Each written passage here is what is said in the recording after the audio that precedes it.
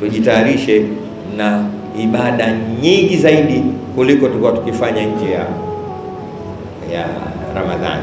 Masala ya kula ni kitu tena, ukitizama Ramadhani imekuja kuondosha hiyo kula, kwa sababu kula unapo ndio sababu ya nini? Ya magonjwa na maradhi na uvivu.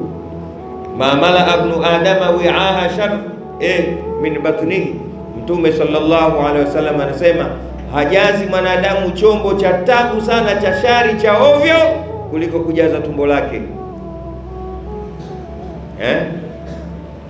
Mwingine akasema sumu tasihu, fungeni mpate afya. Maana kiacheni kula mpate afya. Sasa kukaa cha ajabu mwezi ambao kwamba unatakiwa usile, wewe ndio unapanga mipango. Sasa hivi bajeti, na ngoja nipange bajeti yangu, itakuwaje bajeti ya Ramadhani ya mwaka huu? Usiniguse kwanza, usiniguse, Ramadhani inakuja. Watu tusiambiana tusigusane, usiniguse.